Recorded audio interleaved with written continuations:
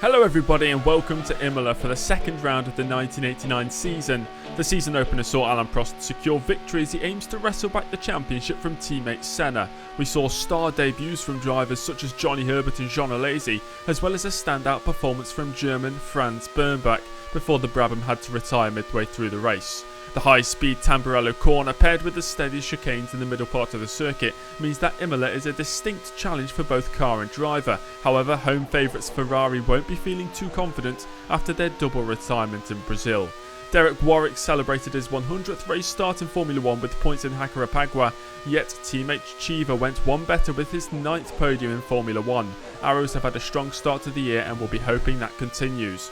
On to upgrades, Ferrari have brought upgrades to benefit the speed of the car in qualifying and the race. LaRousse have done the same, with Osella shaving a sizable chunk of weight off the car. Tyrrell have worked on their engine power output, whilst McLaren have also saved some weight, so expect them to be even quicker this weekend.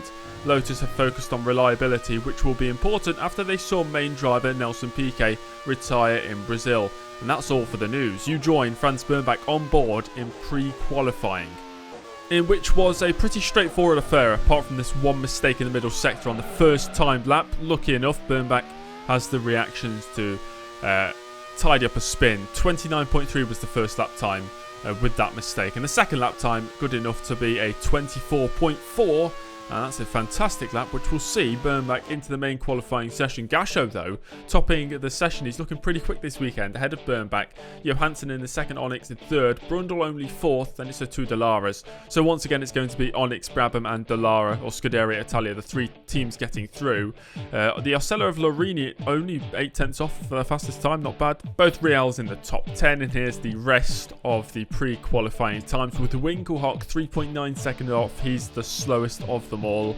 I imagine we won't see some of those teams ever make it onto the main qualifying session this season, as there is the average time between both drivers. Onyx, Brabham and Scuderia Italia, the top three getting through, and once again there's a big gap back to fourth place. Hopefully that comes down and changes around throughout the season. I'm hoping so, otherwise it's going to be quite a straightforward pre-qualifying every single time. Here's the main qualifying session then, as Bermbach heads onto circuit. He's got a bit of traffic on his outlap. It's one of the LaRousse drivers who apparently doesn't see him there and turns straight across him twice. So maybe that's a sign to Bermbach to back off. So on the first qualifying lap, Bermbach goes for a little bit of a spin. He's pushing hard. He was very good in qualifying in the first round of the season, but this round seems to be quite tricky. It's the circuit. It's a very difficult circuit for Bermbach. As on his second flying lap, it's another spin, this time in the final sector, just clipping the curb maybe a bit too hard. Maybe you need to push a bit less. 29.1 for that second flying lap. We set a 24.4 in pre-qualifying, so we need to somehow get near that. This is the Saturday qualifying session. The Friday qualifying session was heavy rain, so those times don't really count. But this Saturday qualifying is much brighter. But Bermbach has left it quite late in the session. We've only got this one final lap to actually set a time, because there's only about 4 or 5 minutes left in the session. So this is the one that has to count. The 24.4 is the objective. Hopefully we can get into the high 23s with a good lap. But right now we're being quite tentative after those couple of mistakes. Look, we're nowhere near the curbs through, I think that's Aqua Minerale, because I'm just terrified of touching them. As soon as you touch the curbs and it unbalances the car will go for a little spin. So you've got to be really careful. And those two spins on consecutive flying laps in this session meant that confidence was at a premium that we could not afford. It's into the final sector we go.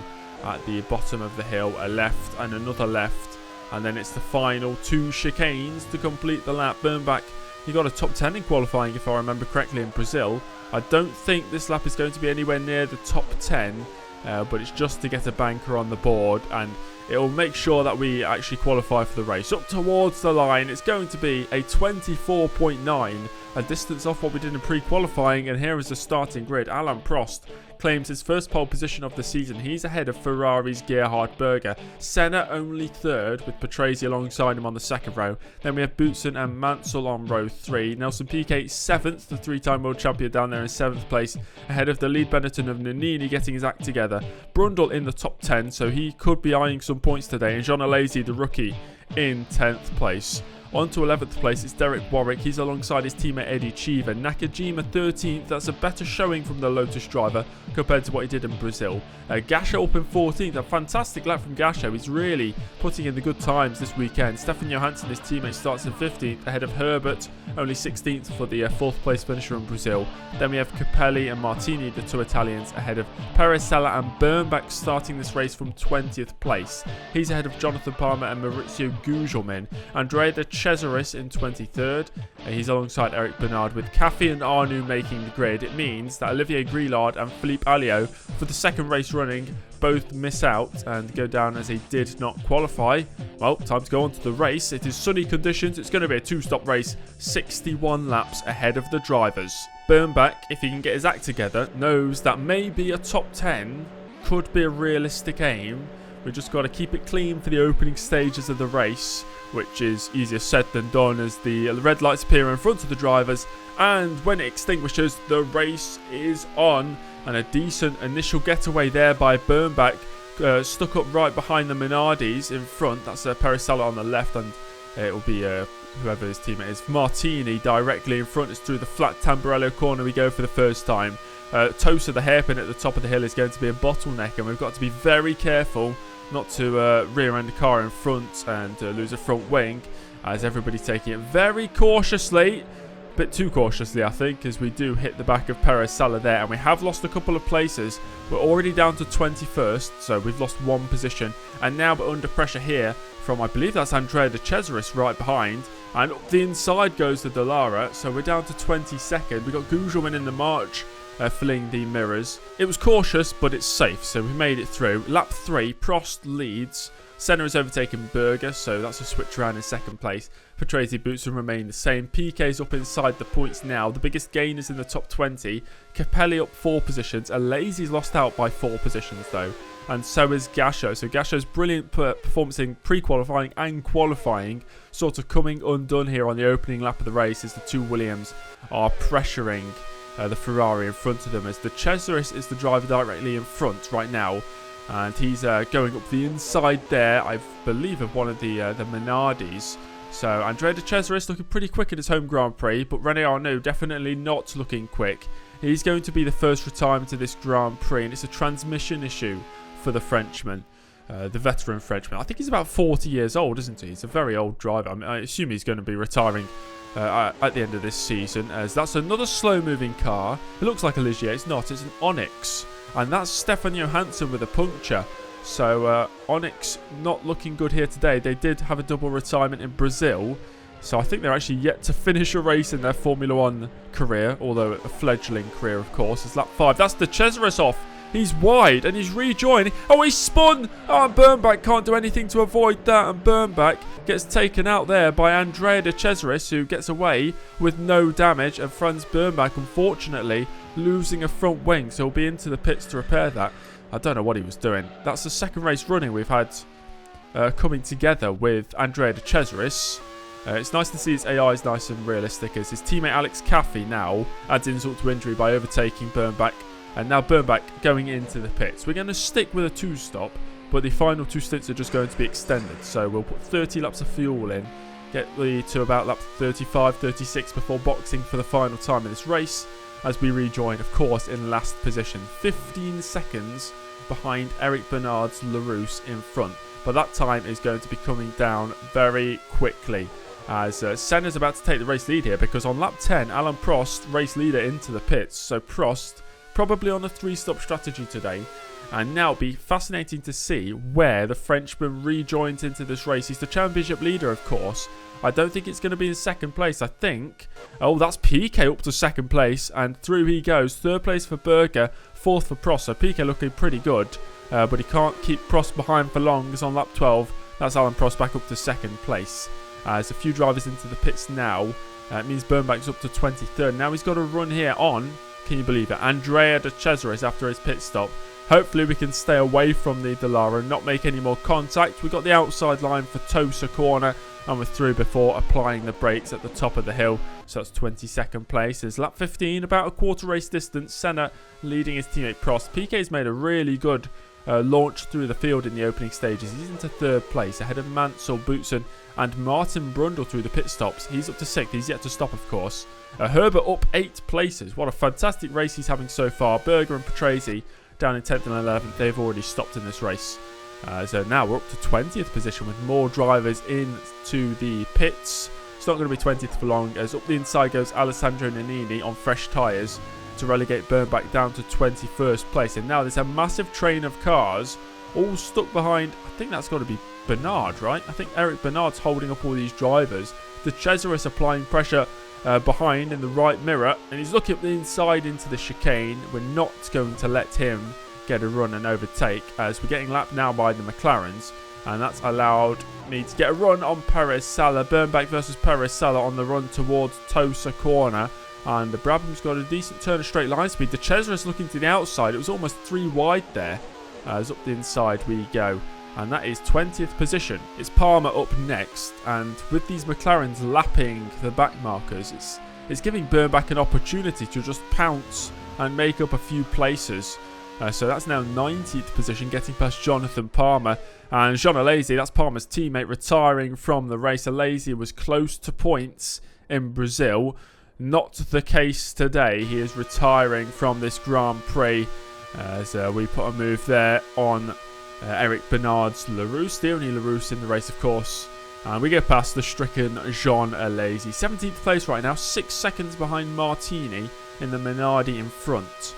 As on lap 23, it is a battle for the race lead. It's Senna defending from Prost. Of course, Prost on a 3-stop. Senna, we believe, is on a 1-stop today. Up the inside goes Alain Prost into Tosa to take back the race lead, as he's looking to win back-to-back races to start this season. Eddie Cheever in the gravel, though, and that seems to be a suspension issue for the Arrows, and he is not getting another podium today. He got a podium in Brazil, which was his 9th of his career.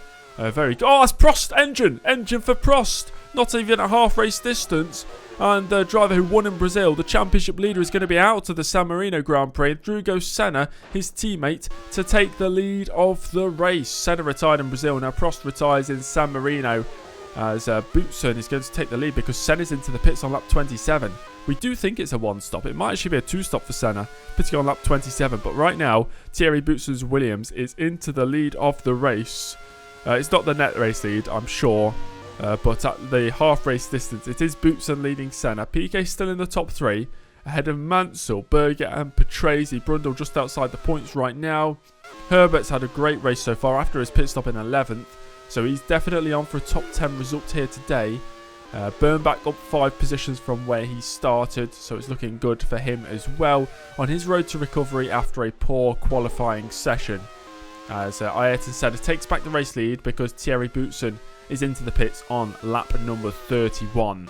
As Bermbach continues to close the gap to Martini, it's 4.5 seconds now. It's slowly coming down. We're between both Minardis right now. Just got to keep it clean and consistent, as we're into the pits for our second and final stop on lap 33. And we're going to rejoin here in 16th position. So we've lost 1 position through the pit stops there. But definitely, hopefully, we can climb up to the top 10 today. So we're going to go back up to position number 15, after another drive into the pits. I think it was Gugelmin. And now we're on the back here of Martini after his second stop in the race. This is Martini versus Bermbach on the exit of Tosa up the hill. We've got a great run. We're going to pull side by side, and we'll have the inside line for the next braking zone. And it's a clean move from Bermbach up to 14th position. How high can the German climb today? It's 8.6 to Gasho after his stop, but the Onyx is looking very quick at this stage of the race. 3/4 race distance, Senna still leading, Boutsen second and PK remains in third, so the top 3 are exactly the same as they were. Herbert is continuing to climb up the field. He's up to 7th position now. Could Herbert be on for back-to-back points to start his Formula 1 career? He's having a stellar weekend, well, excluding qualifying, where he qualified down in 16th position, of course.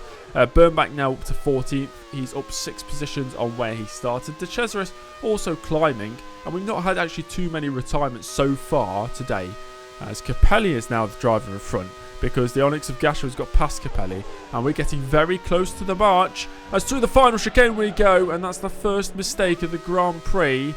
As I try to accelerate, I realise I'm in neutral. We have to put it first. Can't spin the car around. Have to do a 3-point turn like I'm doing my driving test. And eventually we get going again, but we've lost out there.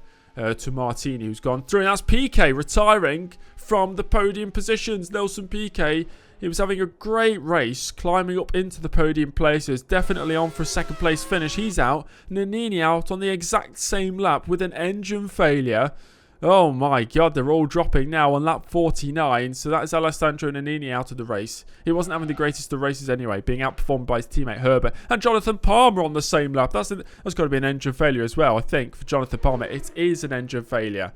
So he retires on the same lap as both Nannini and Piquet. So lap 49 seems to be cursing a number of drivers today. It's 2.5 to Martini right now. We have to close up and overtake yet again as Andrea De Cesaris retires. I feel that's a bit of karma. On lap 51, De Cesaris out of the race. That's about what he deserves. He has a terrible record, of course, of finishing races in Formula 1. As that's a mistake again from Bermbach. Can he hold it? He just about collects it. He's going to lose 3 or 4 seconds here, but at least he's not facing the wrong way. The more I play this game, the more I am capable of saving those sorts of half spins instead of just letting the car spin around. So Martini's getting lapped there by Senna, so thank you very much, Bermbach says, and moves up to 12th place. Of course, we're up to 12th because of those retirements that happened to Palmer, Piquet and Nannini a few laps ago. So 12th place, we are closing in. Capelli is 1.7 in front in the March. Can we close enough? This is the last lap though, right now, and we can't do it just before the end of the race. Across the line, Senna wins. Bermbach will come home in 12th position. Another lap, I reckon we could have got 11th. And without the spins, of course, I think it should have been a top 10. But Senna wins here. Riccardo Patrese, that's second place. That's back-to-back second place finishers. That means he takes the championship lead. Boutsen in third, ahead of Berger and Mansell, both Ferraris, getting points for the first time this year. And Johnny Herbert, what a result. Starting in 16th and finishing in 6th in only his second race in Formula 1. Gets another point to his name. Brundle, Warwick, Nakajima and Gasho complete the top 10. I think Gasho, that's a standout performance from him as well. After losing positions at the start, he fought his way back through. Ivan Capelli 11th ahead of Bermbach. That's his first recorded finish in Formula 1. Martini, Gugelmin, Perez Sala, Bernard and Caffey, the drivers finishing the race. 17 drivers finishing. That's quite a strong amount of finishers considering the circuit as well is quite tough on the car. Andrea De Cesaris, Piquet, Nannini, Palmer, Prost, of course, that was a big retirement. Chiva, Alesi, Johansson and Arnoux. Alan Prost does pick up his second fastest lap of the season. Back-to-back fastest laps. Of course, he got his first pole position this weekend as well. And now he's going to be tied in the championship with teammate Ayrton Senna. But the big shock is Patrase's consistent start, staying out of trouble, means he actually leads the championship in the early stages. 2 rounds down, 14 to go. He's not going to hold on to it, of course. Chiva in 4th position ahead of Herbert, who's in 5th. Incredible. Boots in 6th. And then we have Berger scoring his first points today. Nannini in 8th. Mansell picked up his first points today as well. And Derek Warwick in 10th position. In the Constructors' Championship, of course, Ferrari picked up their first points of the season. But it is McLaren and Williams, the head and the runaway stars of the field so far. McLaren 2 points ahead of Williams. Then it's Benetton on 6 points, Arrows and Ferrari tied on 5. Thank you for watching, everybody. See you in the next one next week. Goodbye. Oh, be sure to like and subscribe as well. Bye.